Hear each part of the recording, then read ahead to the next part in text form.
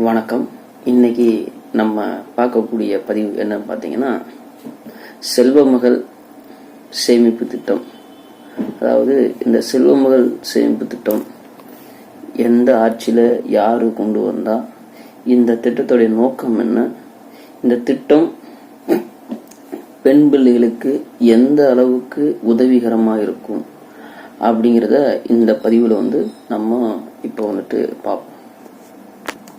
இந்த செல்வமகள் திட்டத்தை சுகன்யா சம்ரித் யோஜனா அப்படிங்கிற அழைக்கப்படும். இந்த செல்வமகள் சேமிப்பு திட்டம் எந்த வருஷம் கொண்டு வரப்பட்டதுன்னு பார்த்தீங்கன்னா 2015ஆம் ஆண்டு மத்திய அரசால் கொண்டு வரப்பட்டுச்சு. இந்த திட்டம் இந்திய போஸ்ட் ஆஃபீஸ் அங்கே இந்த செல்வமகள் திட்டத்தை நம்ம தொடங்கலாம். இந்த செல்வமகள் திட்டத்தை தொடங்குறதுக்கு பெண்களுக்கு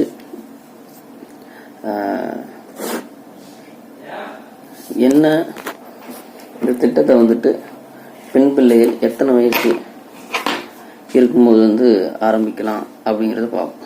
அதாவது ஒரு பெண் குழந்தை பிறந்து 1 வயது ஆனதுக்கப்புறமும் அல்லது 10 வயதுக்கு உள்ள பெண் பிள்ளைகள் அவங்க பேரில்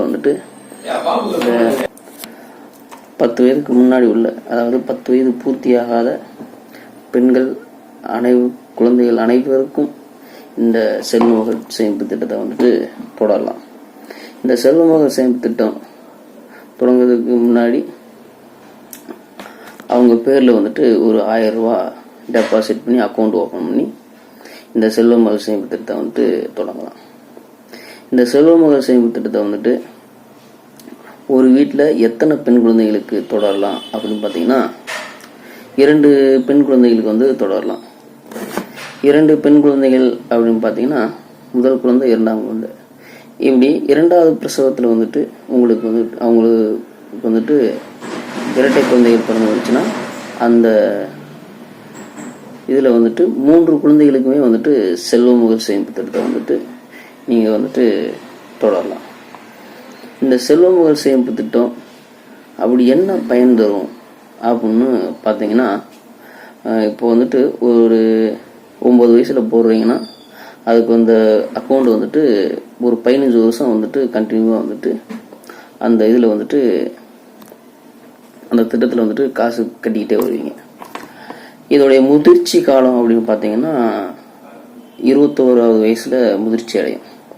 அப்போது 21வது வயசில் முதிர்ச்சி அடையும் போது அந்த குழந்தைக்கு 9 வயசில் தொடங்கினா 30 வயசில் முடிவடையும்.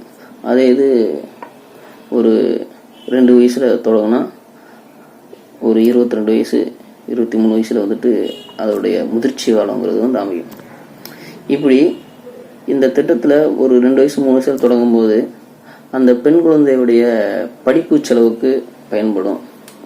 அதுபோக அந்த பெண் குழந்தைக்கு ஒரு கல்யாணம் வைக்கும்பொழுது அந்த கல்யாண தேவைக்கு ஆன பணங்களும் தாய் தந்தைக்கு பயன்படக்கூடிய மாதிரி அந்த காசு அந்த பெண் குழந்தைக்கு பயன்படும். இப்படி பல யோசனைகளை முன்வச்சு மத்திய அரசு 2015ஆம் ஆண்டு இந்த திட்டத்தை பெண் பிள்ளைகளுக்காகவும் பெண்கள் வளர்ச்சிக்காகவும் கொண்டு வரப்பட்ட திட்டம் தான் இந்த செல்வமகள் சேமிப்பு திட்டம். இந்த செல்வமகள் சேமிப்பு திட்டத்தில் அதாவது அந்த குழந்தையுடைய பெற்றோர்கள் அவர்களோ அல்லது அந்த குழந்தையுடைய பாதுகாவலர்களோ இந்த திட்டத்தை தொடங்குறதுக்கு முன்னாடி அந்த குழந்தையுடைய விவரங்கள் அனைத்தையும் போஸ்ட் ஆஃபீஸில் செலுத்தி 1000 ரூபா டெபாசிட் மூலமாக ஆரம்பித்து இந்த குழந்தைக்கு இந்த திட்டத்தை மூலமாக சிறு சேமிப்பு சேமிச்சுக்கிட்டே இருக்கலாம்.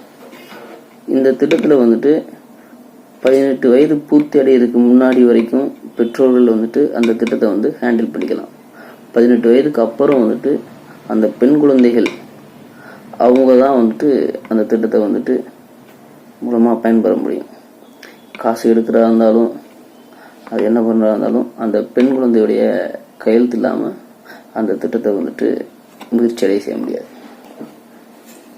இந்த திட்டத்தில் வந்துட்டு அதாவது இடையிலேயே வந்துட்டு கொஞ்சம் பணம் தேவைப்படுது அப்படின்னா நீங்கள் கட்டுற காசுலேருந்து 50%, அதாவது நீங்கள் கட்டியிருக்க காசுலேருந்து பாதி வந்துட்டு அந்த பெண் பிள்ளைகளுடைய கல்வி செலவுக்கு வந்துட்டு எடுக்க முடியும்.